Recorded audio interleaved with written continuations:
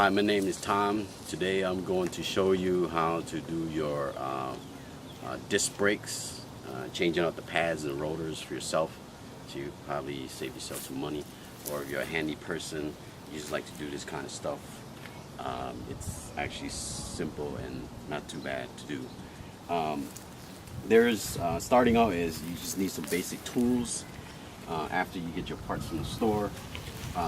Right here I got laid on the ground here. These are some of the basic things I use. You don't have to really go all out to buy yourself a tool chest to do a brake job. You got some hammers that you might need some pounding to do. A couple screwdrivers to pry just in case things get stuck. Pliers, and then your C-clamp or for pressing the caliper. But there's also tools that you can also buy to press calipers, but usually C-clamps are readily available. Also, I have here is a very simple small tool kit that is about $30, very inexpensive, and a nice pair of vice grip that's always handy for who knows what kind of problems you might run into. So here I have Honda CR-V.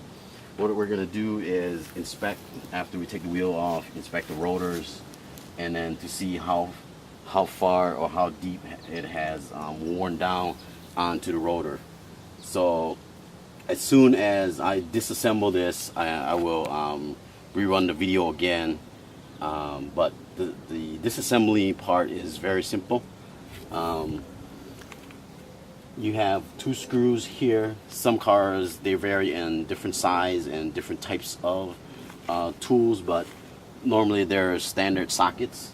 You take that off and then pry this off, and then you can leave it hanging. You can tie it onto some so that it doesn't have stress on the holes. And then the rotors, this model has two set screws here to hold the rotor so that it doesn't wobble off. But normally some people, they just take it off, and once you mount your wheel on there, it's nice and tight on there. So I shall be back in a few minutes after I disassemble the caliper. Okay.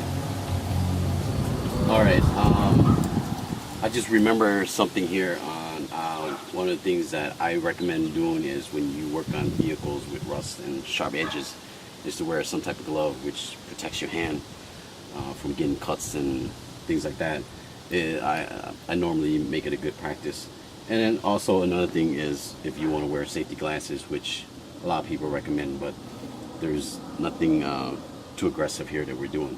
So anyways, I've released the two screws here that holds the caliper in place. So I'm taking that off, and then this is fairly easy to come out. You just need a screwdriver or two to gently pry on it, and it should slide out fairly easy like this.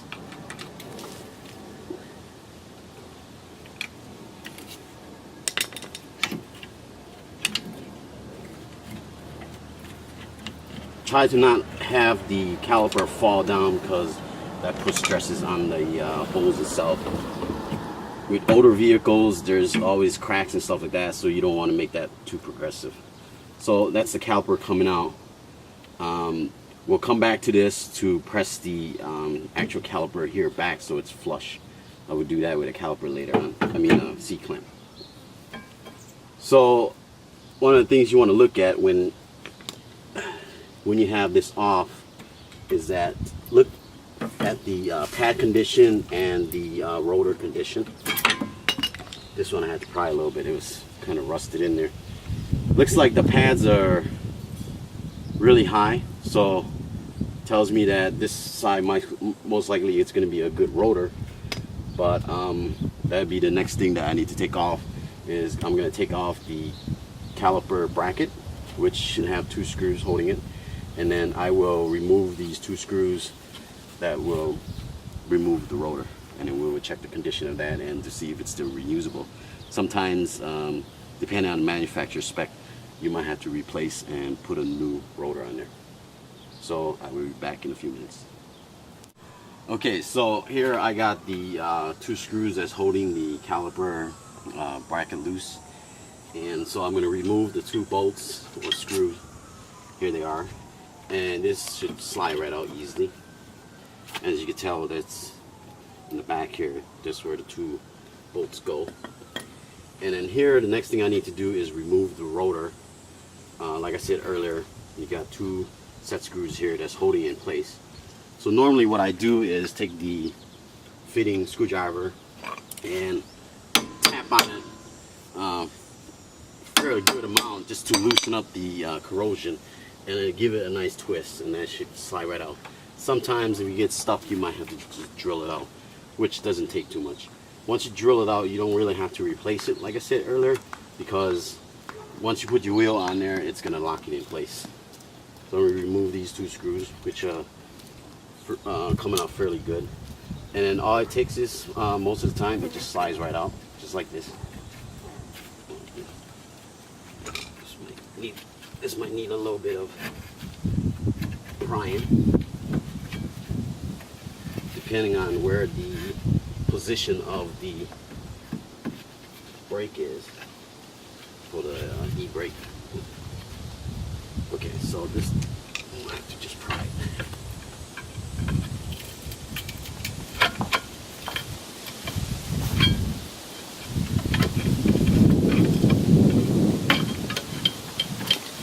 Sometimes you might have to tap on it while you pry it, and that helps to vibrate it back out.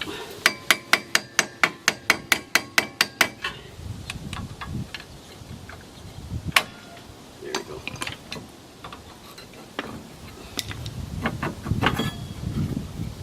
So inside, you want to take a look at the inspection of the inside e-brake rotor. As you can tell here, it's a little rusty. So what you want to do is have it a nice clean surface like this, which looks good on both sides. I think this rotor is usable. What we want to do is use some sandpaper, clean the corrosion off, which helps the brake to wear down nice and smoothly. And then generally you want to clean off the rust surface on here too. Check all the mechanical condition of the springs and everything else that's tied to it. Normally the e-brake don't wear down like the regular pads.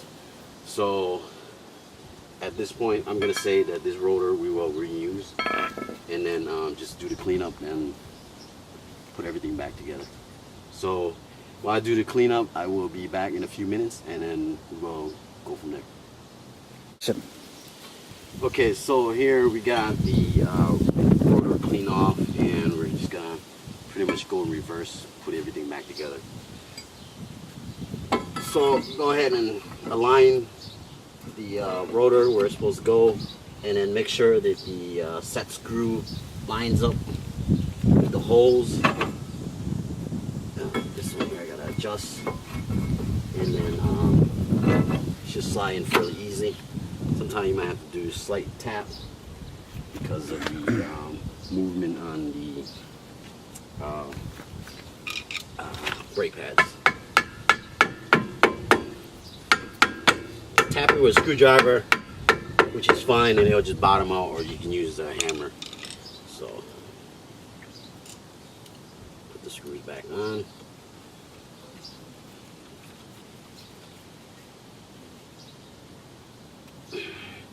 Give it a nice tight twist. This stuff shouldn't usually vibrate out or anything like that.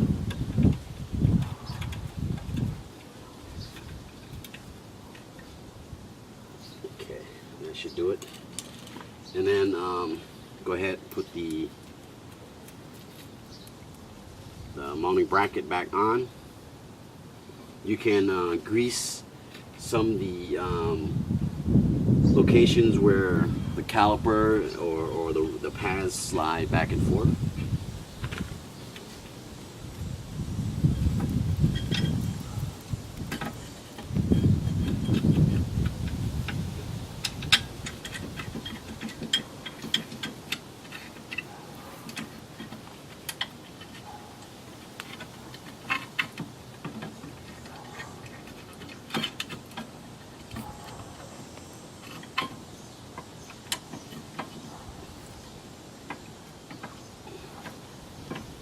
the screws, when you put it back on, you shouldn't have to force it in place. It should go in fairly smooth. If you have to force it, it means that it's not threaded in properly.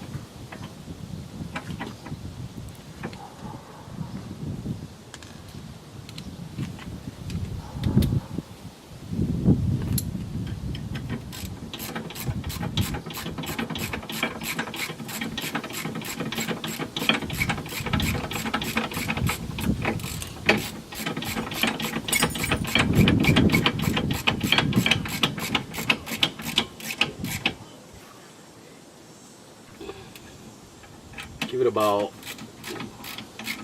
80 pounds of force, which should be suffice.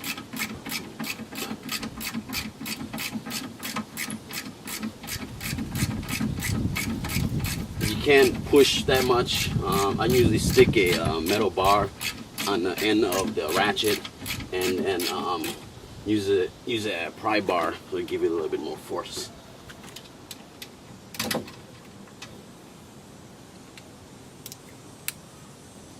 Check this other one again. Nice and snug. Okay. Now the next thing is you want to put the caliper back in place, but before we do that, you want to squeeze the. Let's bring this back around this way first. We want to press the piston here so it's flush with this, so that the thicker pads will fit in there. So normally what I do is I take the old pads and the C-clamp and just push it up against the body and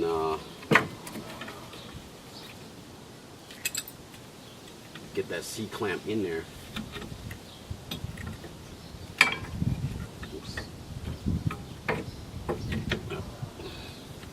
have to adjust this a little bit first before I get it in there.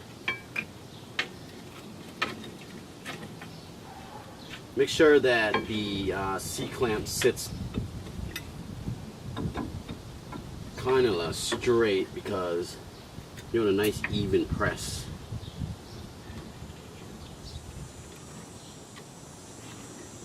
Just gently twist until it actually bottoms out. You should be able to feel it that it bottoms out and you can't really press anymore.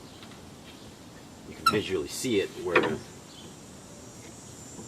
the pads will sit flush.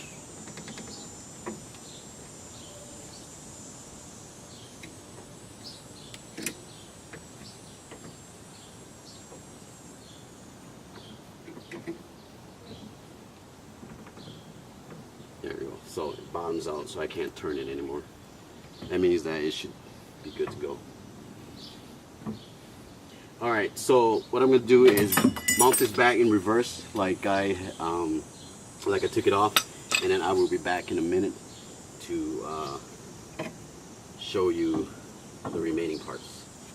Now I'm ready to put the actual pad on the mounting bracket and then put the caliper back in place. Before you usually install it, I try to match it up to the old one to see if it is an actual match, so that you don't have any complications. Alright, so I put the other one on the other side already, so it should slide in without no problem. Same like on this side.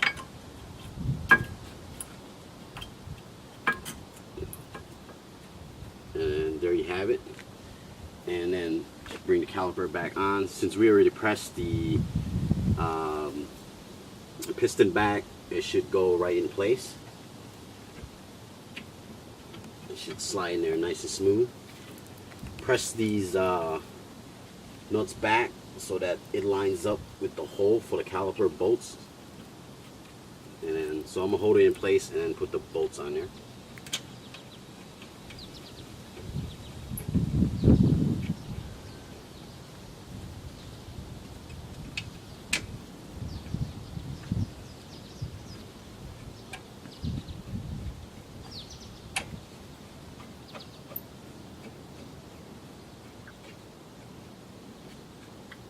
So there you have it, and then all you need to do is torque it down with the socket.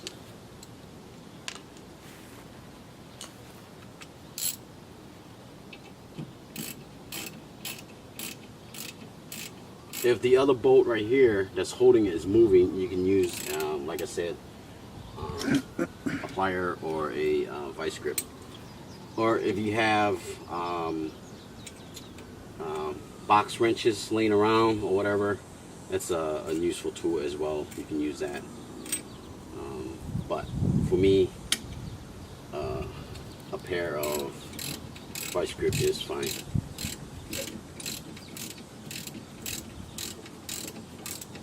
So you torque it down about 80 pounds, should be sufficient.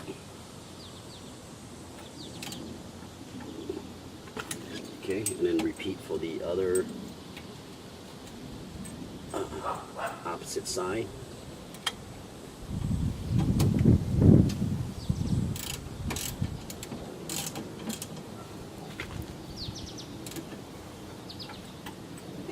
Okay, and that should do it. So to check that you have it properly installed, the caliper should be able to float just slightly, so that you know that it's working properly by floating back and forth, and that the everything fits mechanically fine. And then later on, after I do the other side, I will show you. You press on the brake a little bit to check, making sure that everything presses fine. If you're probably wondering about bleeding the brakes, you don't have to, because you didn't lose any fluid. Normally when you change out like brake lines or something like that, there's air in the line, that's when you have to bleed it. But in this case, we're only changing the pads. It does not affect the line.